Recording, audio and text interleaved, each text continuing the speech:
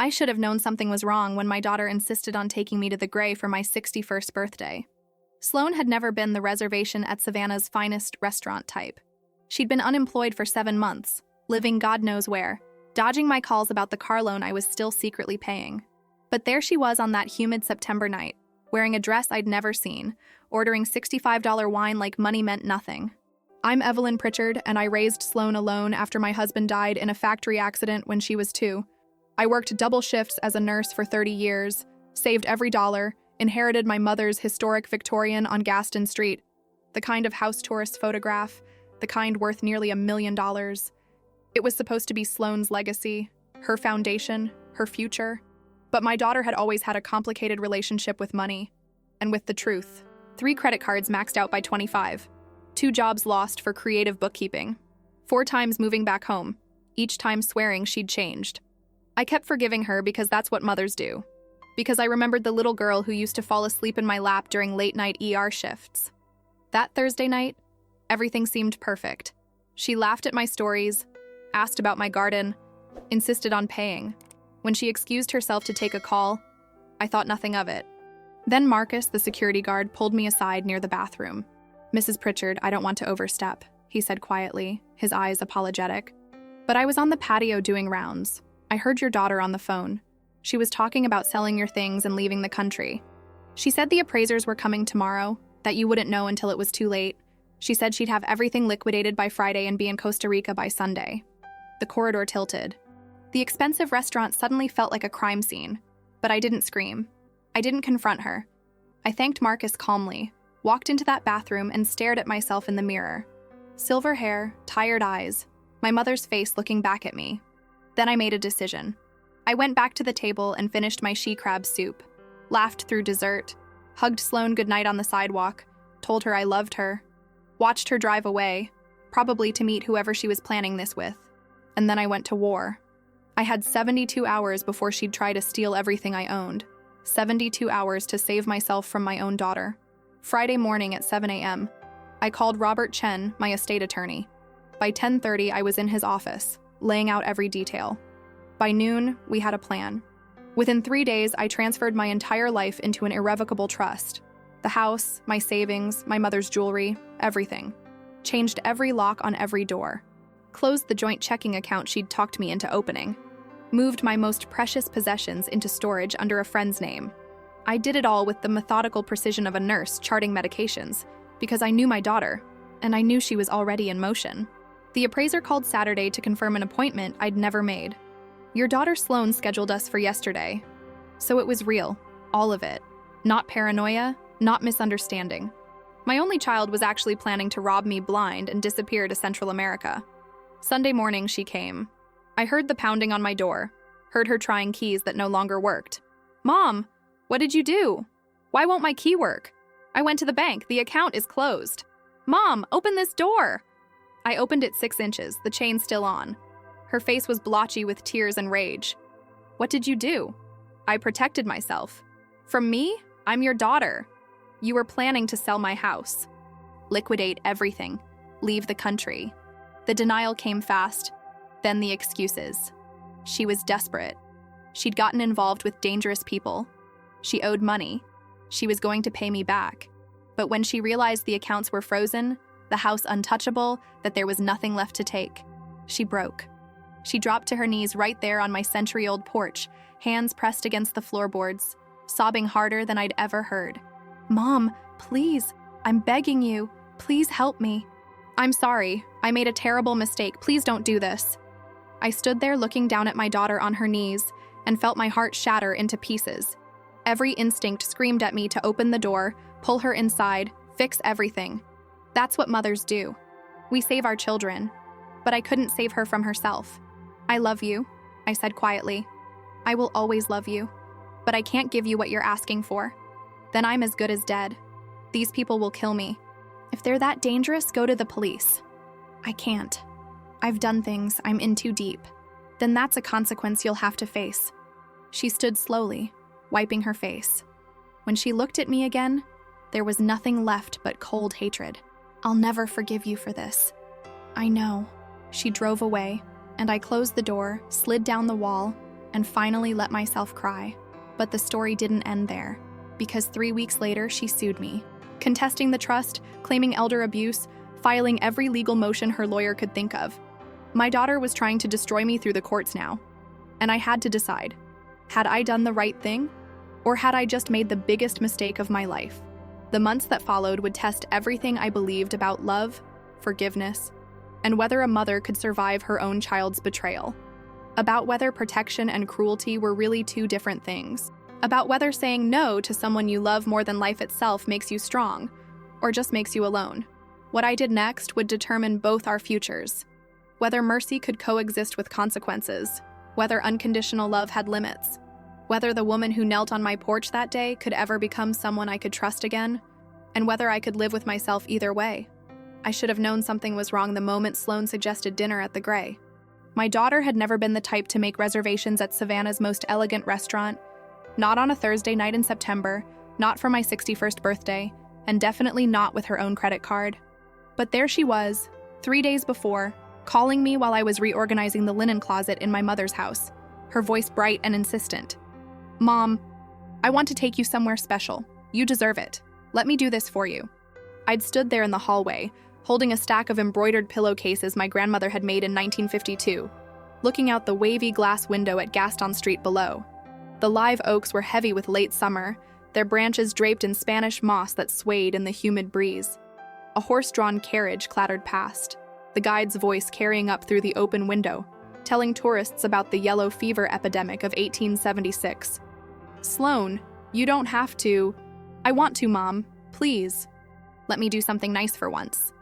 That phrase, "for once," should have been my first clue. It carried the weight of guilt, of overcompensation. But I was tired, and I wanted to believe my daughter had finally found her footing. 7 months of unemployment will either break you or reshape you, and I'd been praying for the latter. "All right, sweetheart, that sounds lovely." The truth is, I'd been lonely. The kind of lonely that settles into your bones when you realize you've spent 30 years caring for everyone else and forgotten to build a life of your own. My nursing career at Memorial Health University Medical Center had ended 6 months ago. Early retirement, they called it, though forced out by younger staff and electronic charting systems I could never quite master, felt more accurate. My mother had been gone 5 years. My sister lived in Portland and called once a month out of obligation. Most of my old friends had either moved to retirement communities on Hilton Head or were too busy with grandchildren I'd never have. Sloan was all I had, and that, I was beginning to understand, was a dangerous kind of mathematics. The house had been in my family since 1889. 3 stories of Victorian architecture on one of Savannah's most prestigious streets, Gaston, just 2 blocks from Forsyth Park. My great-great-grandfather built it with timber money, back when Georgia pine was worth more than cotton. High ceilings with original plaster medallions, heart pine floors that had survived Sherman's March, Prohibition raids, and a century of family drama. A wraparound porch where my mother used to shell butter beans on Sunday afternoons, where Daniel proposed to me on a sticky June night in 1985, where I'd rocked Sloan to sleep during those terrifying first months after he died. Every corner held a memory. Every creaking floorboard told a story. And every month, it cost me more than my pension could cover. The property taxes alone were killing me, $8,400 a year. Then there was insurance, utilities, the constant repairs that come with a house older than anyone living in it. Last winter, the boiler died. Spring brought termites in the east wing. Summer revealed roof damage I couldn't afford to fix properly. I'd been draining my savings account, the one I'd built up from 30 years of double shifts, holiday pay, and living like I was still a broke single mother even after I wasn't. Sloan knew all of this. I'd made the mistake of telling her during one of her last stays here, back in March, when she'd moved home after losing her job at that real estate office in Charleston. We'd been sitting in the kitchen, the one room I'd managed to update with its subway tile and butcher block counters, and I'd shown her the stack of bills, the repair estimates, the property tax assessment. "Mom, this is insane. You're house poor. You should sell. This is your inheritance, Sloan. Your legacy." She'd looked at me with something I couldn't quite read. "I'd rather have you comfortable than inherit a money pit." At the time, I'd thought it was mature. Thoughtful, even. Now, holding those pillowcases in the hallway, I wondered if it had been reconnaissance. Thursday arrived with the kind of heat that makes Savannah feel like you're breathing through a wet towel. By 6 p.m., The temperature had barely dropped below 85, and the humidity sat at 90%. I'd spent the afternoon trying to make myself presentable. A losing battle at 61, but I did my best. I chose a linen dress the color of champagne, pearl earrings Daniel had given me for our 10th anniversary, and the good sandals I saved for special occasions. My hair, which I'd finally stopped dyeing 2 years ago, was now completely silver and cut in a bob that my stylist Patricia insisted was elegant, but I suspected was just giving up. I looked at myself in the full-length mirror in my bedroom. My mother's bedroom, really. I'd moved in here after she died because it felt wrong to let it sit empty. The evening light came through the lace curtains, casting shadows across my face that made me look older than I felt. Or maybe I looked exactly as old as I felt, and that was the problem. Sloane picked me up at 6:30 in her silver Honda Accord, a car I'd co-signed on 3 years ago and was still helping her pay for, though she didn't know I knew that. She'd been making partial payments, and the dealership had started calling me last month. I hadn't said anything. I kept thinking she'd tell me when she was ready. She looked beautiful. She'd always been beautiful. She got Daniel's dark hair and my mother's bone structure, that combination that made strangers do double takes. Tonight, she wore a navy dress I'd never seen, fitted and expensive looking. Her nails were done in a pale pink, professional and perfect. She'd lost weight, I noticed. Too much weight. "Mom, you look gorgeous," she said, kissing my cheek. She smelled like the Chanel perfume I'd bought her for Christmas 2 years ago, back when I still had money to spend on things like that. "So do you, honey. New dress? This? No. I've had it forever." The lie came easily, reflexively. I filed it away with all the other small untruths I'd been collecting over the years, like shells on a beach you don't remember picking up until your pockets are full. We drove through the historic district, past the Cotton Exchange and the cathedral, tourists still wandering the squares despite the heat. Sloane talked the whole way, about a job interview she supposedly had next week, about a friend from high school who'd just gotten divorced, about anything except the fact that she'd been living in an extended stay hotel on Abercorn for the past 2 months, and I wasn't supposed to know that either. I'd found out by accident.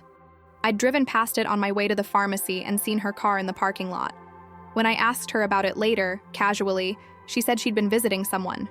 Another small lie to add to the collection. The Grey sits in a restored Greyhound bus terminal from the 1930s, all Art Deco lines and industrial chic.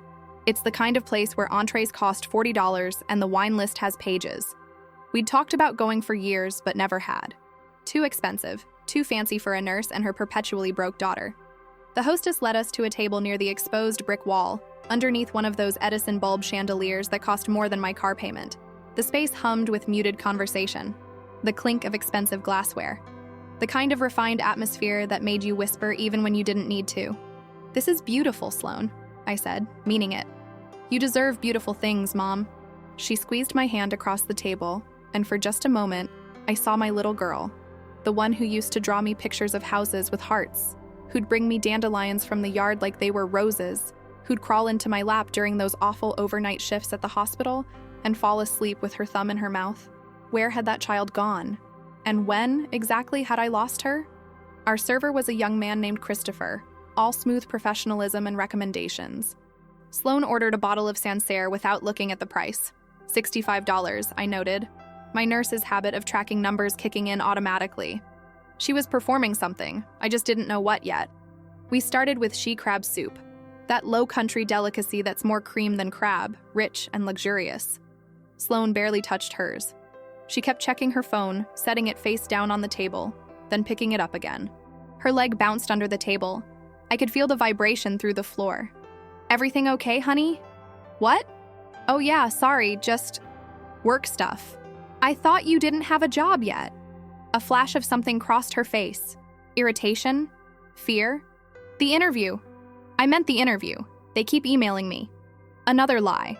I could always tell. Her left eye twitched slightly, just at the corner.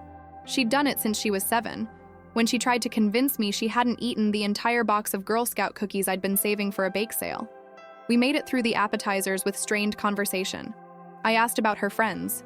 She gave vague answers. She asked about my garden. I told her about the heirloom tomatoes finally coming in, about Mrs. Chen next door and her complaints about my oak tree dropping leaves in her yard. Normal things. Surface things. The kind of talk that happens when both people are hiding something. Our entrees arrived. I'd ordered the redfish, she'd gotten the duck, and we were halfway through when Sloane excused herself to take a call. "It's that job thing," she said, already standing. "I should grab it. Be right back." She walked toward the patio exit, phone already to her ear, and I watched her go with a sinking feeling I couldn't name. The restaurant's air conditioning raised goosebumps on my arms, or maybe it was something else. I forced myself to eat, though the fish suddenly tasted like cardboard. I was being paranoid. I was being an anxious mother who'd been burned too many times. Sloane was fine. She was turning things around. The expensive dress, the fancy dinner, the nervousness, it was all just job interview jitters. I almost convinced myself. Then I needed to use the restroom. The bathrooms at the Grey are tucked down a corridor of exposed brick and dim lighting, past the open kitchen where you can watch chefs work with almost balletic precision. I walked slowly, my sandals clicking on the polished concrete floors, nodding at other diners, trying to steady my breathing. I was nearly to the bathroom door when I felt a gentle hand on my elbow. "Mrs. Pritchard?" I turned to find Marcus Thompson, the security guard who'd worked at the Grey since it opened 4 years ago. I knew him from church. He sang in the choir at First African Baptist, had a voice that could make you believe in grace. He was maybe 45, with kind eyes and the build of someone who'd played football once upon a time. "Marcus, hello." He looked uncomfortable, glancing around like he wasn't sure he should be doing what he was about to do. "Ma'am, I'm sorry to bother you. This isn't really my business, but..." He lowered his voice. "I was doing my rounds on the patio about 10 minutes ago. Your daughter was out there on the phone and I couldn't help but overhear. She was talking about selling your things and leaving the country. Something about everything being in place by Friday." The corridor seemed to tilt. I grabbed the brick wall with one hand, feeling the rough texture against my palm, grounding myself. What exactly did she say? Marcus looked pained. She said, "The appraisers are coming tomorrow. She won't know until it's too late. I'll have everything liquidated by Friday, and we'll be in Costa Rica by Sunday." "Ma'am, I'm sorry." I debated whether to say anything, but if someone was planning to rob my mother, I'd want to know. I stood there in that dim corridor, breathing in the smell of brick dust and expensive food, and felt something inside me click into place. Not shock. I realized I wasn't shocked. Somewhere deep down, I'd been waiting for this. All the small lies, the evasions, the too perfect dinner, it all made terrible sense. "Thank you, Marcus," I heard myself say calmly. "That was very kind of you to tell me. Do you want me to call someone? The police?" "No," I said, and I was surprised by how steady my voice was. "No, I'll handle this myself." He nodded slowly, searching my face. "You're a strong woman, Mrs. Pritchard. Stronger than you should have to be." I squeezed his arm and walked into the bathroom, closed the stall door, and sat down fully clothed on the toilet seat.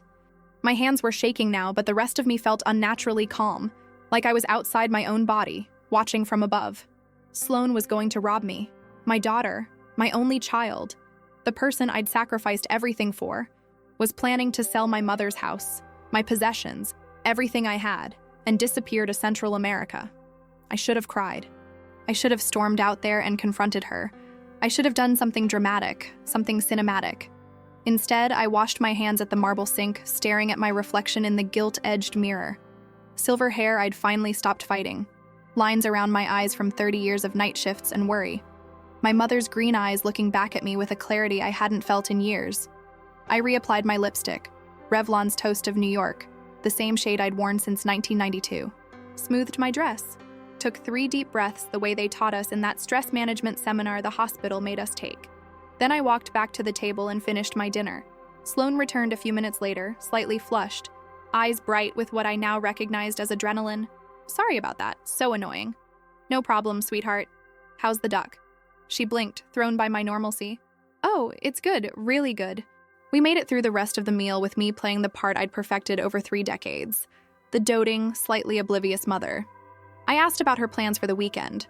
Mentioned that Mrs. Chen wanted to know if Sloane could help her with her computer again. Talked about maybe taking a day trip to Tybee Island before the weather turned. Sloane played along, but I could see her relief. She'd gotten away with it. Her mother was still the trusting fool she'd always been. We shared a key lime pie for dessert. Tart and sweet. The meringue perfect. I insisted we split it, even though Sloane barely touched her half. I was performing now, too, and I was better at it than she was. 30 years of pretending I wasn't bone-tired after double shifts, pretending I could afford the field trip fees and dance recitals, pretending I wasn't terrified every single day that I was failing her. I'd earned my Oscar. Christopher brought the check in a leather folder. Sloan made a show of pulling out a credit card I'd never seen before. Platinum. Someone else's, probably. Or maybe one she'd opened in my name. She had my social security number, my driver's license information. It would have been easy. I let her pay. Let her have her moment of magnanimity. Outside, the September night wrapped around us like a warm bath. The humidity had barely dropped, but there was a breeze now, carrying the smell of the river and jasmine. Tourists wandered past, couples held hands. A street musician played guitar on the corner. Savannah at night is magic. Gas lamps and shadows, history breathing through every brick. Sloan hugged me on the sidewalk, holding me tight. "Happy birthday, Mom. I love you." I held her back, memorizing the moment. The weight of her in my arms, the smell of her shampoo, something expensive she couldn't afford, the feel of her heartbeat against mine. "I love you too, sweetheart," I said. "More than you know." If she heard the goodbye in my voice, she didn't show it. She drove me home, and I kissed her cheek before getting out of the car. Watched her taillights disappear down Gaston Street, heading back to that extended stay hotel where she was probably meeting whoever she was planning this with. I walked up my porch steps, each one familiar as my own heartbeat, worn smooth by 135 years of footsteps, and unlocked my door. Stood in the foyer with its original chandelier and wallpaper my mother had hung in 1983, and let myself feel it. The betrayal, the devastation, the horrible, clarifying rage. Then I went to bed, because I needed to be sharp tomorrow. I had 72 hours to save my life from my daughter, and I wasn't going to waste a single one. I didn't sleep that night. I lay in my mother's bed, my bed now, though I'd never quite accepted the transition, staring at the ceiling medallion she'd had restored in 1979. Plaster roses and vines, painted cream, catching shadows from the street lamp outside. I'd stared at that same ceiling when Daniel died, when the hospital called to say there'd been an accident at the paper mill. I'd stared at it when Sloan was expelled from her junior year of high school for forging my signature on absence notes. I'd stared at it when my mother took her last breath in hospice, holding my hand, telling me to be strong. I was tired of being strong, but lying there at 2 a.m, listening to the house settle and creak around me, I realized I didn't have a choice. Sloan wasn't going to suddenly develop a conscience. Whoever she was working with, and there was definitely a we in what Marcus had heard. They were moving forward. Appraisers tomorrow. Friday for liquidation. Sunday flight to Costa Rica.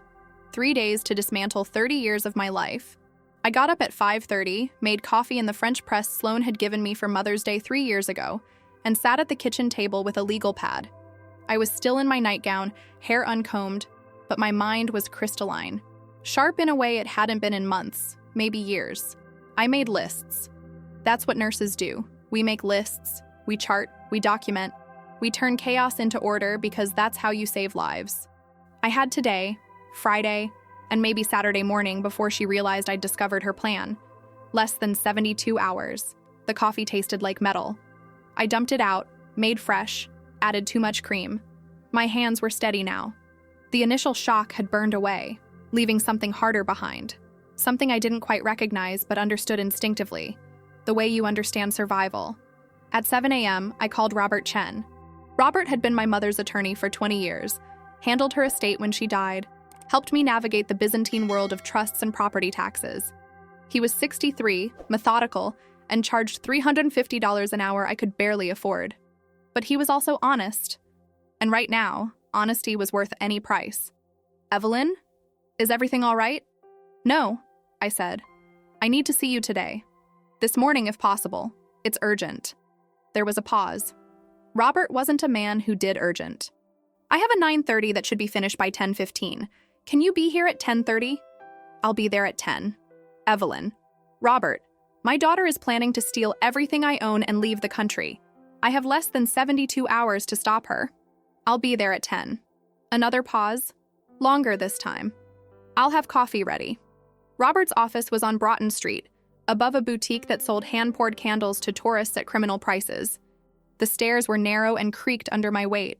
I'd gained 15 pounds since retiring, stress eating, and too much time alone. His waiting room was small, decorated with Low Country art and stacks of Southern Living magazines from 2019. His secretary, Pamela, looked up from her computer with concern. "Mrs. Pritchard, go right in. He's expecting you." Robert's office smelled like old books and lemon furniture polish. He stood when I entered, old-fashioned courtesy, and gestured to the leather chair across from his desk. He'd already pulled my file, I noticed. Thick manila folder with my mother's maiden name on the tab. "Tell me everything," he said. So I did. The dinner at the Gray, Marcus's warning, Sloane's phone conversation about appraisers and liquidation in Costa Rica, the years of small lies and financial manipulation that suddenly made terrible sense, the joint checking account, the keys, the access to everything that mattered. Robert listened without interrupting, his fingers steepled under his chin, dark eyes unreadable behind wire-rimmed glasses. When I finished, he was quiet for a long moment. "How much proof do you have?" "Just Marcus's testimony. He heard her on the phone." "That's not nothing, but it's also not enough for criminal charges. Not yet. She hasn't actually taken anything." He leaned back in his chair. "But we can protect you. We can protect everything. It won't be simple and it won't be cheap, but we can do it. I don't care about the cost." That was a lie. I cared desperately about the cost, but I cared more about not being robbed by my own child. Robert pulled out a fresh legal pad. We were twins in that way, lovers of lists and order. "Here's what we need to do, and we need to do it fast. First, we establish an irrevocable trust. You transfer all assets into it, the house, your accounts, your personal property. I become the trustee. You retain the right to live in the house until your death, and you receive income from the trust, but the assets themselves are no longer in your name. Sloane can't touch them because you don't own them anymore. Can we do that today?" The paperwork, yes. The actual transfers will take 48 to 72 hours, depending on the banks. But we can get it started today. He made notes, his handwriting precise. "Second, we close that joint checking account immediately. Transfer the funds to a new account at a different bank, one Sloane doesn't know about. We also change all your passwords, install new locks on the house, and move any portable valuables, jewelry, important documents, somewhere secure." My throat was tight. "This feels insane, like I'm in a spy movie. You're protecting yourself from theft. There's nothing insane about that." He looked at me over his glasses, and his voice softened. "Evelyn, I know this is your daughter. I know how much that complicates things. But if what you've told me is accurate, she's not acting like your daughter right now. She's acting like a criminal, and you need to treat her like one, at least legally. What happens when she finds out? When she realizes she can't access anything? She'll be angry. She'll probably threaten legal action. But if the trust is properly structured, there's nothing she can do. The assets aren't yours to give her anymore, even if you wanted to." I thought about Sloane's face when she discovered what I'd done. The rage, the betrayal, the same emotions I was feeling reflected back at me. What if she needs help? What if she's in real danger from whoever she's working with? Robert's expression didn't change, but something flickered in his eyes. Pity, maybe. Or recognition that I was still a mother, even now. That's not a legal question. That's a personal one. But Evelyn, you can't save someone who's trying to destroy you. You can love her and protect yourself at the same time. Those things aren't mutually exclusive. Weren't they? I'd spent 30 years believing they were. We worked for 3 hours. Robert drafted documents in language I could barely understand, whereas and heretofore and party of the first part. I signed papers until my hand cramped. He made phone calls to banks, to insurance companies, to the county clerk's office. By 1 o'clock, we had a plan. The house would be transferred into the Evelyn Pritchard Irrevocable Trust by end of business Monday. My savings account would be liquidated and moved to a new bank, Coastal Federal, a small credit union Sloane had never heard of, by tomorrow morning. The joint checking account would be closed today. Robert would file the paperwork for the trust this afternoon. "What about her keys?" I asked. "What do I do about the keys?" "Call a locksmith. Today. Have them change every lock. Don't tell Sloane. Don't warn her. Just do it." That seems cruel. Crueler than what she's planning to do to you? I couldn't answer that. Robert walked me to the door, his hand briefly on my shoulder. "This is the hardest part, Evelyn. Taking action. Once it's done, you'll feel better. Not good, maybe, but better." I nodded, not trusting my voice. "One more thing," he said. "Document everything. Write down dates, conversations, everything Marcus told you. If this escalates, and it might, you'll want a paper trail." I drove to Regions Bank on my way home, my hands tight on the steering wheel. The joint checking account had $3,200 in it. Not much, but enough. I'd opened it last November when Sloane moved home that fourth time, convinced she'd finally gotten her act together. She needed it for emergencies, she'd said, just in case. The teller was a young woman named Brittany with blonde highlights and a name tag decorated with a small American flag sticker. "How can I help you today, ma'am?" "I need to close an account." I slid the paperwork across the counter. She clicked through her computer, frowning slightly. "Okay, I see this is a joint account. We'll need both account holders present to close it, or we'll need written authorization from... My name is on the account. I can withdraw my own money." "Well, yes, but to close the account completely. Then I'd like to withdraw the entire balance." My voice was sharper than I intended. "Transfer it to my personal savings account, right now." Brittany looked uncomfortable. "Is everything okay, Mrs. Pritchard?" No, nothing was okay. My daughter was trying to rob me, I hadn't slept in 30 hours, and I was about to financially amputate my only child from my life. But I smiled, that automatic nurse smile I'd perfected over 3 decades. "Everything's fine, dear. Just doing some housekeeping." She processed the transfer, and I watched those numbers disappear from the joint account, leave Sloane's reach. $3,200 wasn't much, but it was something. It was a door closing. Next stop, Atlantic Lock and Key. The locksmith was a man named Vernon, maybe 50, with tattooed forearms and a Winston-Salem accent. He could come today, he said. 3 o'clock. 6 locks. Front door, back door, side entrance, basement, and both garage doors. $480 for everything, including the service call. "You want them all keyed the same?" he asked. "Yes. And I want locks that can't be picked easily." "Someone giving you trouble?" "Something like that." "I'll bring the good stuff. Schläge, deadbolts, the works. Nobody's getting through those without a battering ram." I gave him the address and hung up, then sat in my car in the bank parking lot, letting the air conditioning blast my face. It was noon on a Friday in September, and Savannah was alive around me. Tourists taking photos, locals running errands, the world spinning on like nothing was wrong. But everything was wrong.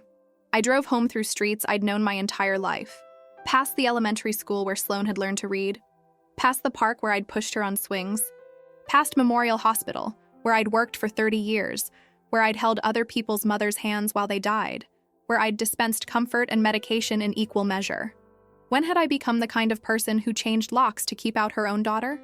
When she became the kind of daughter I needed to lock out, I supposed. Vernon arrived at 3 o'clock sharp, driving a white van with Atlantic Lock and Key painted on the side. He worked efficiently, drilling out old locks, installing new ones, testing each one twice. I made him sweet tea because that's what you do in Georgia, even when your world is collapsing. "These'll hold," he said, handing me a set of shiny new keys. "You want me to make extras?" "No, just these." He nodded, understanding more than he said. "You take care now, Mrs. Pritchard." After he left, I walked through the house, testing each lock. They were solid, heavy, final. I stood at the front door, looking out through the screen at Gaston Street, at the oak trees and the Spanish moss, and the tourists taking photos of my house because it was pretty, historic, worth photographing. They didn't know it was also a crime scene waiting to happen. My phone rang. Sloane. I stared at her name on the screen, my finger hovering over the decline button. But answering would seem more normal. Declining would raise suspicion. "Hi, sweetheart." "Hey, Mom. How are you feeling? Not too tired from last night?" Her voice was bright, cheerful, fake. "I'm fine. It was lovely. Thank you again." "Of course. So listen, I might stop by tomorrow morning. I left my good sunglasses there last time. I think they're in the guest room." She hadn't. I would have noticed. This was reconnaissance. She wanted to see if everything was still in place, if I suspected anything. "Tomorrow morning might not work. I have some errands to run." My voice was casual, easy. I was performing again, and I was so tired of performing. "Oh, okay. Well, maybe I'll swing by tonight then. I could pick up takeout, we could watch a movie. Tonight I'm actually going to bed early. I'm exhausted. Why don't you come by Sunday? We could have brunch." A pause. Calculating. By Sunday, she'd be gone. "Yeah, okay. Sunday brunch sounds great. Love you, Mom." "Love you too." I hung up and immediately felt sick. That might have been the last normal conversation we'd ever have. The last time I'd hear "love you" from her and not wonder if she meant it. I went to my mother's china cabinet, a massive piece from the 1920s, walnut and beveled glass, and started removing everything. The Spode china she'd collected for 40 years, the crystal stemware from her wedding, the silver candlesticks that survived the Depression. Each piece had a story, a memory, a weight beyond its material value. I wrapped them in newspaper, packed them in boxes I'd saved from Amazon orders, moved slowly, methodically, like I was preparing for surgery. Every nurse knows, preparation prevents panic. By 7 o'clock, I had 6 boxes packed. I loaded them into my car, a 10-year-old Camry with 140,000 miles that I kept running through prayer and regular oil changes. My back screamed in protest, but I kept going. I drove to my friend Margaret's house in Ardsley Park, a neighborhood of 1920s bungalows 15 minutes away. Margaret and I had worked together at Memorial for 20 years before she retired and moved into her mother's house. She was expecting me. I'd called earlier, given her the abbreviated version. "Oh, honey," she said when she opened the door, pulling me into a hug that smelled like Shalimar and flour. She'd been baking, I realized. Baking while my life fell apart. "I have boxes, 6 of them. Can I store them here for a while?" "Of course. Bring them to the guest room. Stay for dinner." "You look terrible." I probably did. I felt terrible. But I hauled those boxes into Margaret's guest room, stacking them in the closet, covering them with an old bedspread. My mother's legacy, hidden in someone else's house because my daughter couldn't be trusted with it. Margaret made me sit at her kitchen table and fed me chicken salad and sliced tomatoes and sweet tea while I told her the whole story. She listened, her face shifting through shock, anger, and sorrow. "What are you going to do?" she finally asked. "I've done it. Robert's handling the trust. The locks are changed. The accounts are moved. Now I just... Wait. For what? For her to realize what I've done. For the explosion." Margaret reached across the table and took my hand. "You're doing the right thing, Evelyn. You know that, don't you?" I didn't. I didn't know anything anymore except that I was exhausted and heartbroken and furious and scared all at the same time. I drove home in the dusk, watching the street lamps flicker on, casting circles of yellow light across the squares. Savannah in twilight is beautiful, romantic, the kind of place poets write about. But I felt none of it. I felt hollowed out. At home, I tested the locks again. Solid. Final. Then I opened a bottle of wine, cheap Chardonnay from Kroger, and sat on the back porch, looking at my mother's garden. She'd planted hydrangeas, camellias, azaleas, everything that thrived in Georgia heat and humidity. I'd been maintaining it since she died, keeping her vision alive. For what? For whom? For Sloan, I'd always thought. For Sloan's children someday, though she showed no signs of settling down. For a future that now seemed like a fantasy. My phone buzzed, a text from Sloan. "Sleep well, Mom. Love you." The heart emoji felt like a knife. I texted back, "You too, sweetheart. Lies wrapped in love." Saturday morning arrived with rain. Unusual for September, but welcome. The temperature dropped to the 70s, and the humidity broke slightly. I woke at 6, having finally slept around 3, and made coffee in the French press I now resented. Robert called at 9. "The trust paperwork is filed. I'm at the county clerk's office now recording the deed transfer. By Monday morning, the house will officially belong to the trust. Your savings transfer went through. It's in the new account. The checking account is closed. Evelyn, you're protected." Protected. What a strange word. Protected from my own daughter. What do I do now? You wait. Live your life. When Sloan discovers what you've done, refer her to me. Don't engage. Don't explain. Don't defend yourself. Just give her my number and step away. That seems impossible. It's necessary. His voice gentled. Evelyn, she's going to be angry, possibly violent, verbally, if not physically. You need to prepare yourself for that. Violent. My daughter. The little girl who used to be afraid of thunderstorms. I spent Saturday in a kind of fugue state. I weeded the garden even though it was raining. I reorganized the linen closet. I vacuumed rooms that didn't need vacuuming. Anything to keep moving, to not think about what was coming.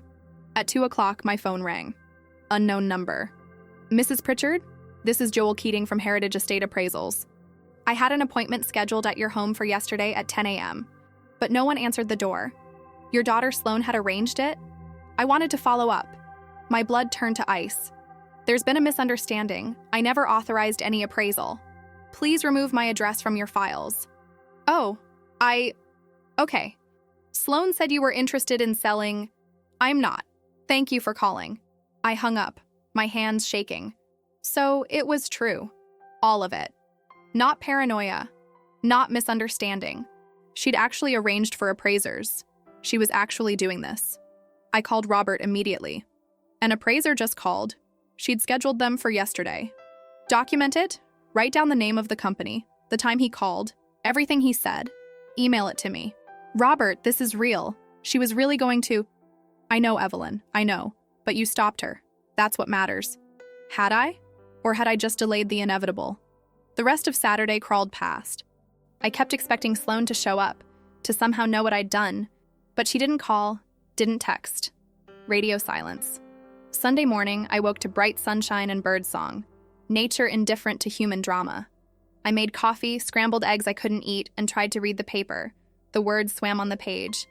At 11, someone pounded on my front door. I knew before I looked through the peephole. I knew from the violence of the knocking, from the rage in it. Sloan stood on my porch, her face contorted with fury. She was rattling the doorknob, trying her key. Mom! Mom! Open this door! What the hell did you do? Open this goddamn door! I stood in the foyer, frozen. Through the wavy glass of the door, I could see her, but she couldn't quite see me. She looked wild. Dangerous. I know you're in there. I can see your car. Open the door. My neighbors would hear. Mrs. Chen next door, the Andersons across the street. Everyone would witness this. Mom, please. Now she was crying, her voice breaking. Please, I can explain. Just let me in. Let me explain. I unlocked the door, the new lock, solid and heavy, and opened it 6 inches. The chain was still on. Sloane's face was blotchy, mascara running. Her perfect facade completely shattered. What did you do? Why won't my key work?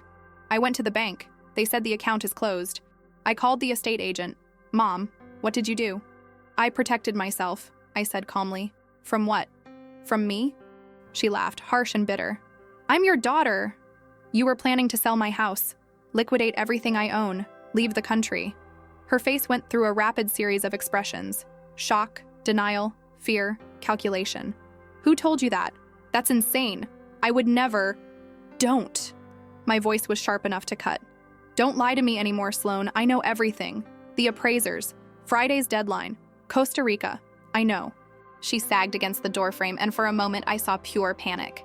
Mom, listen. Okay, listen. Yes, I made some mistakes. I got involved with some people, they're bad people, and I owe them money. A lot of money. I thought if I could sell some things, I could pay them back, and then what? Disappear and leave me with nothing? I was going to pay you back. I swear, I was going to pay you back. With what money, Sloan? You don't have a job. You haven't had a job in 7 months. You've been living in an extended stay motel and pretending you have your life together. What money were you going to pay me back with? Her face crumpled. How do you know about the motel? It doesn't matter. What matters is that you tried to rob me. Your own mother. I was desperate. She was screaming now, drawing attention I couldn't stop. These people, they're going to hurt me. I needed money, and you have this huge house and all this stuff from Grandma, and you're just sitting here doing nothing with it. It's mine. It was my mother's, and now it's mine, and someday it would have been yours. But not anymore. What does that mean? Everything I own is in a trust now. You can't touch it. Even if I wanted to give it to you, I can't. It's done. The color drained from her face. You can't do that. I already did. She stared at me, and I watched comprehension dawn. You took everything? Everything? I protected everything. There's a difference. Oh my God. She backed away from the door, hands in her hair. Oh my God, Mom, what have you done? They're going to kill me. Do you understand that? These people, they're serious, and I promised them. I told them I'd have the money by Monday, and now... Then you should have thought of that before you tried to steal from me. I wasn't stealing. I was borrowing. I was going to... She broke off, realizing how hollow it sounded. We stood there, mother and daughter, with a door between us that suddenly felt like a chasm. Who are these people? I asked. These people you're so afraid of? She shook her head. You wouldn't understand. Try me. It doesn't matter. It's too late now. You've killed me, Mom. You've literally killed me. That's dramatic. You think I'm being dramatic? She laughed, wild and broken. You have no idea what you've done. No idea what I'm dealing with. Then tell me. Let me help you. Help me? You just took everything I could have used to save myself. You mean everything you could have stolen. Something shifted in her face. Hardened. You know what? Fine. Fine. You want to play it like this? Okay. We'll see. We'll see how you feel when you're old and sick and all alone because you chose money over your own daughter. The words hit like a physical blow, but I kept my expression neutral. I chose myself, Sloan. For the first time in 30 years, I chose myself. She stared at me for a long moment, and I saw her really see me. Not as the reliable mother, the endless source of forgiveness and second chances, but as a person who'd reached her limit. I can't believe you'd do this to me, she whispered. I can't believe you'd do what you did to me first. She turned to leave, then stopped. Slowly, deliberately, she dropped to her knees on the porch. The century-old floorboards, warm from morning sun, must have hurt through her jeans. She stayed there, head bowed, shoulders shaking. Mom! She choked out. Mom, please, I'm begging you. Please, help me. I'm sorry. I'm so sorry. I made a terrible mistake. Please don't do this. Please. I stood there, looking down at my daughter on her knees, and felt my heart crack into pieces. Every instinct I had screamed at me to open the door. Pull her inside. Fix this. That's what mothers do. We fix things, we save our children. But I couldn't save her from herself. Robert was right about that. Sloan, I said quietly, stand up. Not until you help me. Stand up. She looked up at me, face streaked with tears and mascara, and for just a moment I saw the little girl who used to climb into my lap after nightmares, who trusted me to make everything okay. I love you, I said. I will always love you. But I can't give you what you're asking for. Not this time. Then I'm as good as dead. If these people are as dangerous as you say, go to the police. I can't. I've done things. I'm in too deep. Then that's a consequence you'll have to face. She stood slowly, wiping her face with the back of her hand. When she looked at me again, there was nothing left but cold hatred. I'll never forgive you for this. I know. She walked down the porch steps, got in her car, and drove away. I closed the door, locked it, and slid down onto the foyer floor, my back against the wall, and finally let myself cry. I stayed on that foyer floor for 20 minutes, maybe longer. Time had become elastic, meaningless. The grandfather clock in the parlor, my great-grandfather's, brought over from Charleston in 1903, ticked away seconds that felt both too fast and impossibly slow. When I finally stood, my knees protested. 61-year-old knees that had stood through countless 12-hour shifts, that had knelt at my mother's bedside, that had chased a toddler through these same rooms. They were tired. I was tired. But there was no time for tired. I walked to the kitchen, made myself eat toast I couldn't taste, drank water because my body needed it even if I didn't want it. Through the window, I could see Mrs. Chen in her garden, pruning roses. Normal Sunday activities. The world continuing like nothing had happened. My phone buzzed. A text from Margaret. Are you okay? I heard a car door slam. Margaret lived 15 minutes away. She hadn't heard anything. She was just checking, the way good friends do when they know you're in crisis. I texted back. She came. It's done. I'll call you later. Then I turned my phone off. I couldn't handle any more today. I spent the rest of Sunday in a kind of trance, moving through the house like a ghost. I watered my mother's plants, the African violets on the windowsill, the fern in the bathroom that somehow thrived despite low light. I dusted picture frames, running my fingers over faces frozen in time. My mother at 30, laughing at something off camera. Daniel and me on our wedding day, so young it hurt to look at. Sloan at 5, missing her 2 front teeth, holding up a drawing of our house. When had that child disappeared? Or had she ever really existed? Maybe I'd been projecting what I wanted to see all along, missing the warning signs because acknowledging them would have meant admitting I'd failed. Had I failed? Was this my fault? I made it until 9 p.m. before I opened the wine. The same cheap Chardonnay from Friday, half empty now. I sat on the back porch in the darkness, listening to crickets and distant traffic, and let myself think the thoughts I'd been avoiding. What if Sloan really was in danger? What if these people she owed money to actually hurt her? Could I live with that? What if she was lying about the danger? What if it was just another manipulation, another attempt to make me feel guilty enough to give her what she wanted? Could I live with having doubted her? Either way, I lost. The wine didn't help. It never did. But I finished the bottle anyway. Monday morning arrived with brutal sunshine and a headache that felt like divine punishment. I woke on the couch, still in yesterday's clothes, my mouth tasting like regret and cheap wine. My phone, turned back on, showed 7 missed calls from Sloan and a series of texts that escalated from desperate to furious. Mom, please call me back. I need to talk to you. This isn't funny. Answer your fucking phone. Fine. You've made your choice. I hope you can live with it. The last one had come at 3 a.m. I pictured her alone in that extended stay motel room, probably drunk, definitely scared, texting her mother with fingers that shook. I deleted the text without responding. Robert called at 9. How are you holding up? I'm alive. It was the best I could offer. The deed transfer is complete. The house is officially in the trust as of 8 this morning. Your accounts are secure. You're protected, Evelyn. Why doesn't it feel like protection? He was quiet for a moment. Because protection and punishment feel the same from the inside. You did the right thing. In time, maybe Sloan will understand that. And if she doesn't, then you'll have to live with that. But you'll live in your own house, with your own resources intact. You'll survive this. Survival. Was that really all I had to look forward to now? Just survival? After we hung up, I forced myself through a shower, changed into clean clothes, made coffee I actually drank this time. I was reaching for some semblance of normalcy, even though nothing felt normal. I needed to do something. Sitting in this house, drowning in memories and what-ifs, was slowly killing me. I drove to Memorial Hospital. I don't know what I expected. Maybe comfort from familiar corridors, from people who'd known me when I was competent and needed. But the hospital had changed in the 6 months since I'd left. New paint in the lobby, a coffee kiosk where the old information desk used to be. The gift shop relocated.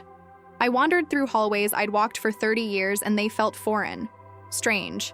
I passed nurses I didn't recognize, doctors who didn't acknowledge me. Had I really been gone so little time? Or had I just been that forgettable? I made it to the 4th floor, oncology, where I'd spent my last 10 years, before I saw someone I knew. Patricia, one of the younger nurses, maybe 35, came out of a patient room and nearly ran into me. Mrs. Pritchard? Oh my God, what are you doing here? I was just, I don't know, visiting. She looked uncomfortable, the way people do when they're not sure what to say. Are you doing okay? We heard you retired. Retired. Such a dignified word for what had actually happened. Pushed out by technology I couldn't master fast enough, by a management that preferred younger staff who cost less. But I just smiled. I'm fine. Just transitioning. Well, it's good to see you. Take care of yourself, okay? She was already moving past me, a tablet in her hand, the urgent efficiency of someone who had work to do. I watched her disappear around the corner and realized with a cold clarity, I didn't belong here anymore either. I left through the main entrance, past the coffee kiosk and the new paint, and sat in my car in the parking garage for 20 minutes, crying like I hadn't allowed myself to cry on Sunday. These were different tears. Not rage or betrayal, just loss. Pure, simple loss. I'd lost my career. I'd lost my daughter, in every way that mattered. Soon I'd lose this house too, probably. Not to Sloan, but to time and taxes and the relentless decay that comes with age. And then what? Who would I be then? The days that followed blurred together in a haze of routine and numbness. I watered plants, I cooked meals for one. I avoided the phone. Margaret called twice. I let it go to voicemail. Robert sent an email confirming all transfers were complete. I read it without emotion. Sloan didn't call again. Part of me was relieved. Part of me was devastated.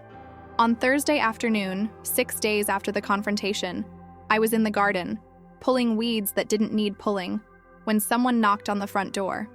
My body tensed immediately. Every knock would feel like an attack now, I realized. Maybe forever. But it wasn't Sloan.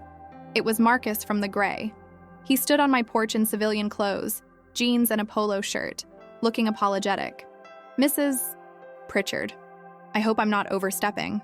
I got your address from the church directory. I wanted to check on you. I must have looked terrible. I hadn't been sleeping well, hadn't been eating much. My hair needed washing, my clothes were gardening dirty. I'm fine, Marcus. Thank you for checking. Are you, though? He had gentle eyes, the kind that saw through polite lies. I've been thinking about you since last week, about what I told you. I hope I did the right thing. You did. You absolutely did. I heard myself saying the words and they were true, but they tasted bitter anyway. Did your daughter? She tried, but I stopped her. Your warning gave me time to protect myself. He nodded slowly. I'm glad. But you don't look glad, if you don't mind me saying so. I laughed, sharp and broken. No, I don't feel glad. I feel like I just amputated part of myself to save the rest. Marcus was quiet for a moment, then said, My sister stole from my mother. Twice. The second time, Mama had to call the police. Hardest thing she ever did. But you know what she told me after? She said, I love my daughter, but I'm not required to let her destroy me. That stuck with me. Maybe it'll help you too. I felt tears burning behind my eyes. Does your mother still talk to your sister? No. My sister's been in prison for 3 years. But Mama says she sleeps better now, knowing she did what she could. That she loved her daughter enough to let her face consequences. He shifted his weight, uncomfortable with sharing so much. I don't know if that helps. But I thought, maybe you needed to hear you're not alone in this. Thank you, Marcus. Really. That means more than you know. After he left, I stood on the porch for a long time, looking out at Gaston Street, at the oaks and the Spanish moss and the tourists taking photos. At my mother's house. No, my house, my sanctuary, my prison. Marcus was right. I wasn't required to let Sloane destroy me, but God, it hurt anyway. 2 weeks after the confrontation, I finally called Margaret back. She came over immediately, bringing a casserole I wouldn't eat and a bottle of wine we definitely would. We sat on the back porch where the camellias were just starting to bud, and I told her everything. Every detail I'd been holding in, every doubt and fear and moment of wondering if I'd made the right choice. You did, Margaret said firmly. Evelyn, honey, you did the only thing you could do. Then why does it feel like I'm the villain? Because that's what daughters do to mothers. They make us feel guilty for everything. For working too much or not enough. For being too strict or too lenient. For protecting ourselves when they try to hurt us. She refilled our glasses. My daughter didn't speak to me for 2 years after I refused to co-sign on another car loan. 2 years. But you know what? She's speaking to me now, and she's managing her own finances, and our relationship is better because I set that boundary. What if Sloane never speaks to me again? Then she never speaks to you again. And that will hurt like hell. But you'll survive it. You've survived worse. Had I? Daniel's death had nearly broken me, but at least that wasn't a choice. This was a wound I'd inflicted myself, even if it was necessary. We drank wine and talked about other things. Margaret's new book club, her son's upcoming visit, anything but the house-shaped hole where my relationship with my daughter used to be. When she left, she hugged me tight and said, You're stronger than you think, Evelyn. Don't forget that. I wasn't sure I believed her, but I appreciated the effort. 3 weeks after the confrontation, I received a certified letter. My hands shook as I signed for it, already knowing what it would be. Sloane was suing me, contesting the trust, claiming undue influence, mental incompetence, elder abuse, every legal avenue her lawyer could think of. The language was cold, clinical, designed to wound.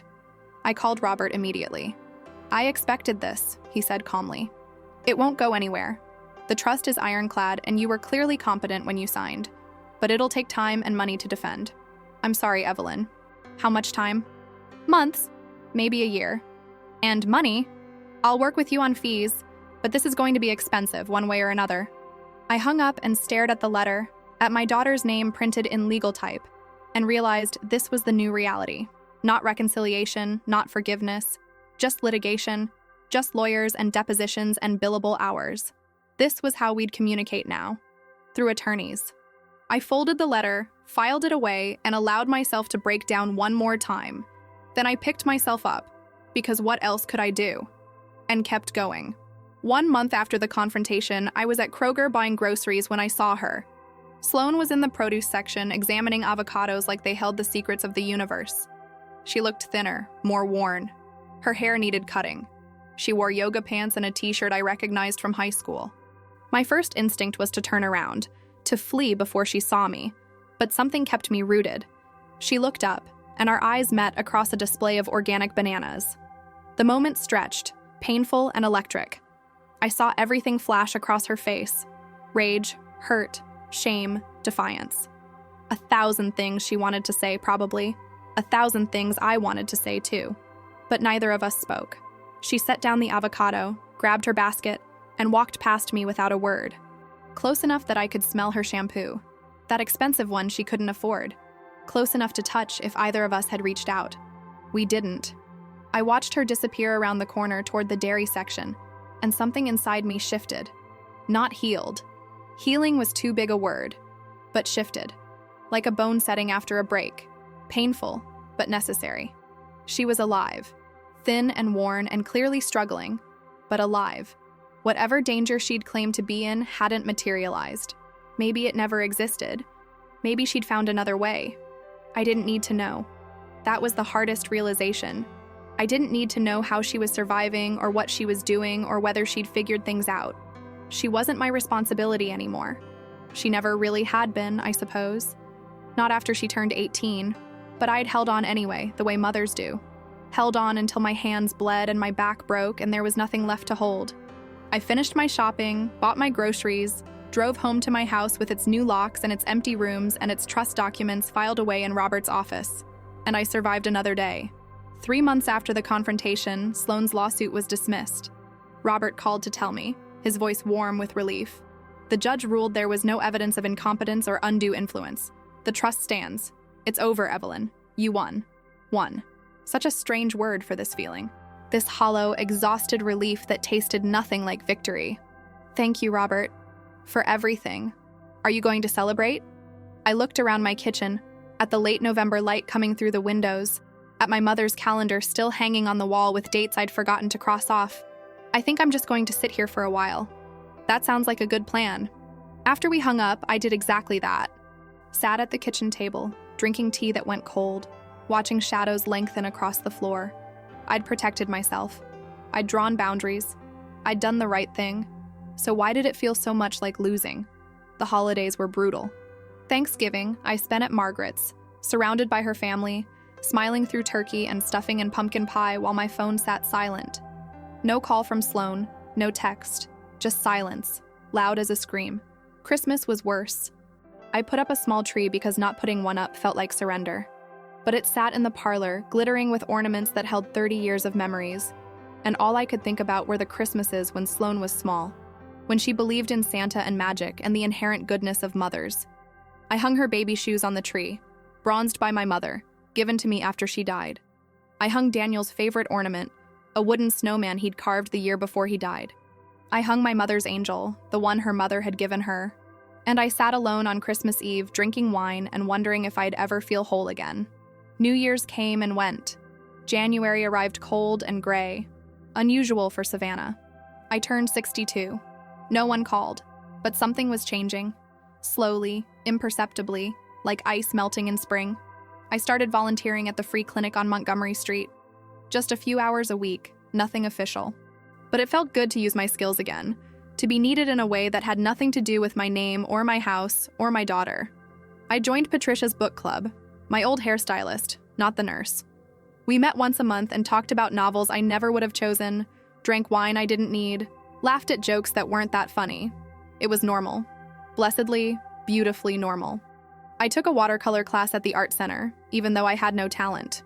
I painted terrible landscapes and mediocre florals, and I didn't care, because no one was judging me. Slowly, so slowly I barely noticed, I started to remember who I was before I became Sloane's mother, before I became Daniel's widow, before I became my mother's caretaker. I was just Evelyn, 62 years old, silver-haired, living in a two-big house in Savannah, Georgia. A retired nurse with arthritic knees and a mortgage paid off, and a daughter who didn't speak to her. And maybe that was enough. Maybe I was enough. Spring came early that year. By March, the azaleas were blooming, shocking pink against the gray-green of the live oaks. I was in the garden, planting tomatoes in the vegetable patch my mother had started 40 years ago, when someone knocked on the gate.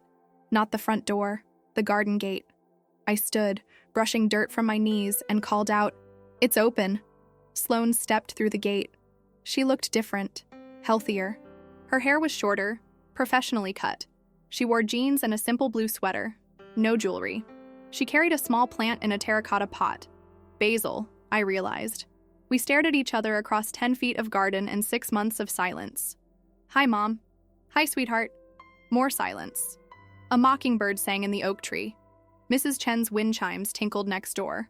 Normal sounds. Safe sounds. I brought you this, Sloane said, holding up the basil. I remembered you liked to make pesto in the summer. I took the plant, our fingers not quite touching. Thank you. Can we talk? I gestured to the bench under the magnolia tree, the one my grandfather had built in 1947. We sat, not touching, both staring at the garden instead of each other. I'm sorry, she said finally, for everything, for what I tried to do, for the lawsuit, for all of it. I wanted to say, I know. I wanted to say, I forgive you. But I couldn't, not yet. So I just said, okay. I got help, real help. I'm in therapy. I'm working at a coffee shop in Charleston. Nothing glamorous, but it's honest work. I'm living in a studio apartment I can actually afford. She paused, searching for words. I'm trying to figure out who I am when I'm not lying to everyone, including myself. That sounds hard. It is. It's the hardest thing I've ever done. She finally looked at me, and her eyes were clear, sober, present. I don't expect you to forgive me. I don't even know if I forgive myself yet. But I wanted you to know I'm trying, and I wanted to say I'm sorry, even if it doesn't change anything. I looked at my daughter, this stranger wearing my daughter's face, speaking words my daughter had never been capable of before, and felt something crack open in my chest. Not forgiveness, not yet, but possibility, the faintest hint of hope. It changes something, I heard myself say. I don't know what exactly, but something. We sat in silence for a while. Not comfortable, but not hostile either. Just two women in a garden trying to find their way back to each other across a canyon of hurt. I can't give you the house back, I said finally, or change the trust. Robert says it's irrevocable, and he means it. I know, and I don't want it. I mean, I don't expect it. That's not why I'm here. Then why are you here? She was quiet for a long moment. Because you're my mother, and I miss you. And I'm tired of being angry. The simple honesty of it broke something in me. I reached over and took her hand, rough from working, calloused in places that had been soft before. She squeezed back, and we both started crying. Not the pretty kind of crying, the ugly kind, with snot and choking and no dignity whatsoever. But it was real. Finally, after months of performance and protection and walls, we were real.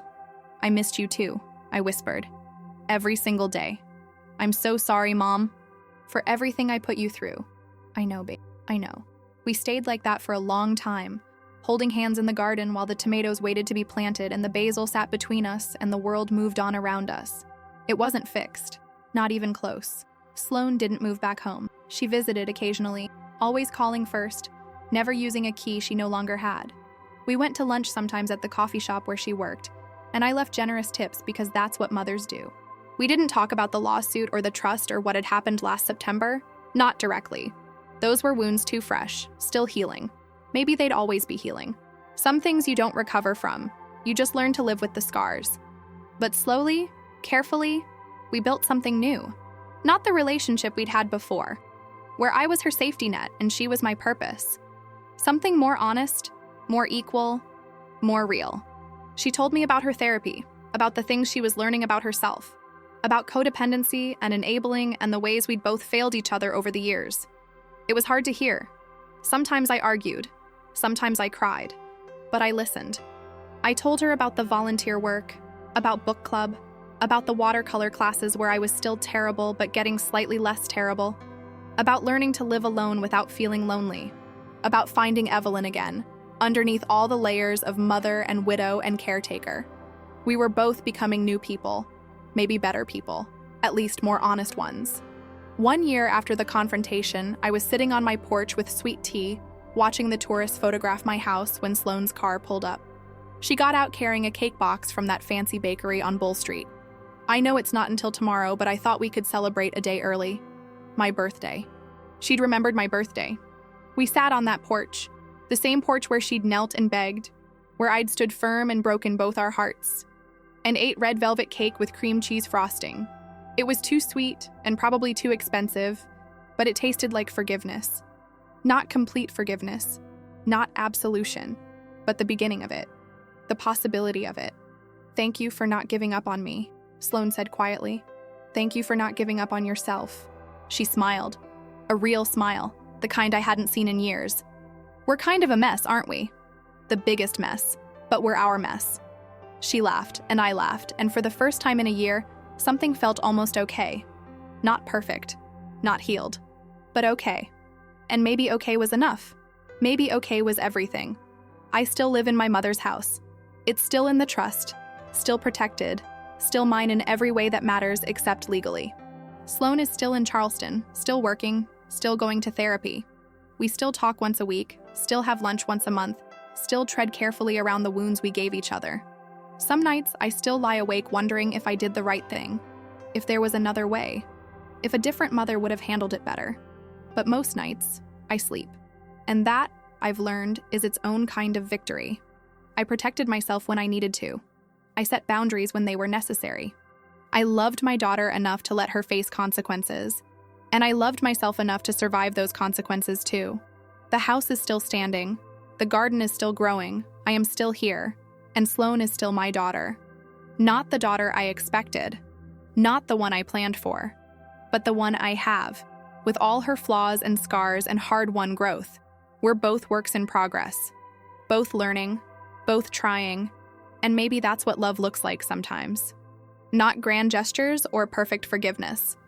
Just two people, showing up, trying their best, learning to live with the weight of what they've done to each other. It's not the story I wanted, but it's the one I have. And I'm learning to be grateful for that. One day at a time, one conversation at a time, one birthday cake at a time.